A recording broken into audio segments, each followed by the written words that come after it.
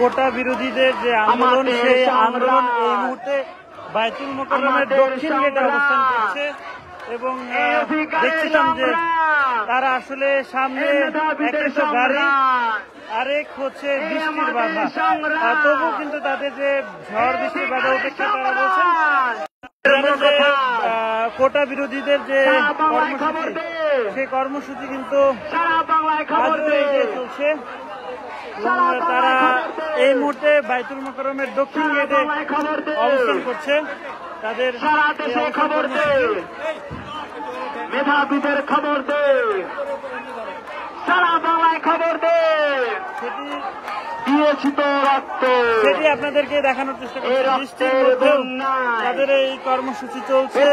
তারা কিন্তু ধীরে ধীরে এগিয়ে সামনের দিকে যদি দেখাই যে পুরো সড়ক জুড়ে যানবাহন বন্ধ হয়ে রয়েছে, যার ফলে কোটা বিরোধীদের যে পদযাত্রা সেটি সামনে যাওয়ার পথে এক ধরনের বাধা সৃষ্টি হয়েছে।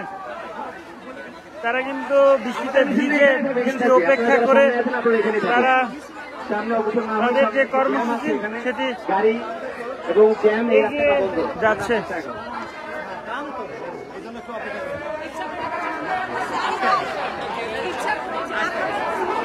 দর্শক সরাসরি দেখছেন ইত্তেফাকে, এই মুহূর্তে আপনাদেরকে সামনে আগাবে না, এখানেই থাকবে।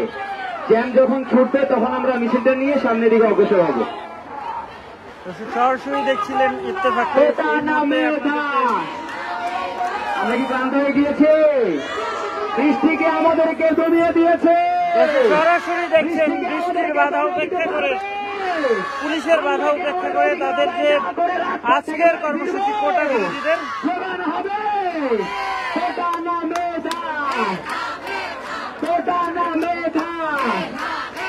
এই প্রশ্ন সংগ্রাম দালালিনা রাজপথ, এই প্রশ্ন সংগ্রাম এই দালালিনা রাজপথ।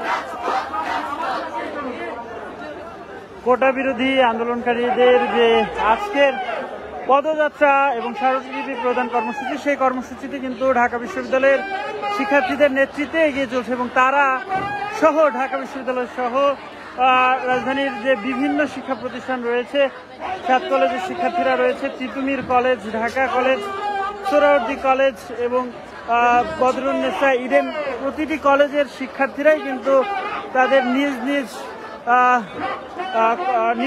আগ্রহে তারা কিন্তু এই কর্মসূচিতে অংশগ্রহণ করেছেন বলে জানিয়েছেন। তারা দীর্ঘ এক সপ্তাহেরও বেশি সময় ধরে চলা তাদের যে এই কর্মসূচি সেটি কিন্তু চলছে এবং দেখছেন যে এই মুহূর্তে বায়তুল মোকাররমের দক্ষিণ গেটে তাদের এই অবস্থান কর্মসূচি। তারা ছাতা নিয়েই আসলে এই রাষ্ট্রপতির বঙ্গভবনের যে যাত্রা, সেই বঙ্গভবনের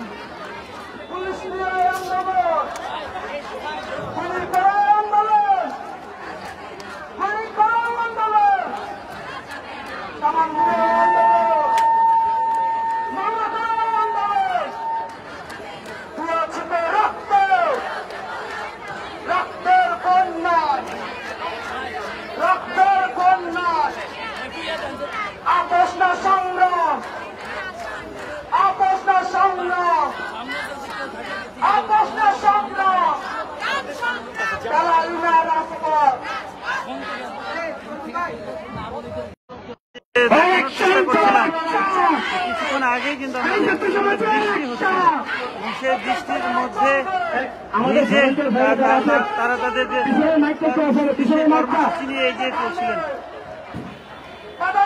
আমাদের ভলেন্টিয়ার ভাইরা বাম পাশের রোডটা ক্লিয়ার করতে বলেন, বাম পাশের রোডটা ক্লিয়ার করতে বলেন, সমস্ত গাড়িগুলোকে বের হয়ে চলে যায়।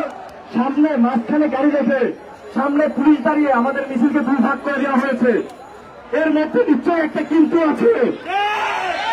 বাম পাশের রাস্তাটা ক্লিয়ার হবে। আমাদের ভলেন্টিয়ার ভাইরা যারা আছেন অনুগ্রহভাবে বাম পাশের রাস্তাটা ক্লিয়ার করে দেন। আমরা সবাই বাম পাশের রাস্তা দিয়ে যাবো। হাতের বাম পাশে যে রাস্তাটা আছে সে আমাদের ডানে যে রাস্তাটা আছে সেই রাস্তাটা সবাই ক্লিয়ার করে দেন। সেই রাস্তার পাশগুলো সব ক্লিয়ার করে দেন। ভলেন্টিয়ার ভাইরা বেশি না 10 আছেন, ক্লিয়ার করে দেন। আমরা আমাদের আমরা বিকল্প পথ হিসেবে আমাদের ডান পাশের রাস্তাটা ব্যবহার করবো। সবাই ডান পাশের রাস্তাটা ক্লিয়ার করে দেয় এবং আপুরা ধীরে ধীরে এই বাধা অতিক্রম করে আমরা সামনে চলে যাবো। সামনে অলরেডি একটা ফাঁকা জায়গা আছে এবং সেখানে আমাদেরকে অবস্থান নিতে হবে। এখানে কেউ যারা যাবেন, যারা যাচ্ছেন আলাদা আলাদা ভাবে কেউ যাবেন না, সবাই সামনে একসাথে যাবেন। এই গাড়িগুলোর সামনে ফাঁকা জায়গা আছে, আমরা ওদিকে চলে যাব। দর্শক, এই মুহূর্তে কোটা বিরোধীদের যে পদযাত্রা কর্মসূচি, স্মারকলিপি প্রদান কর্মসূচি, সেই কর্মসূচি কিন্তু বাইতুল মোকাররমের দক্ষিণ গেটে রয়েছে এবং শিক্ষার্থীরাও অবস্থান নিয়েছেন এই জায়গায়।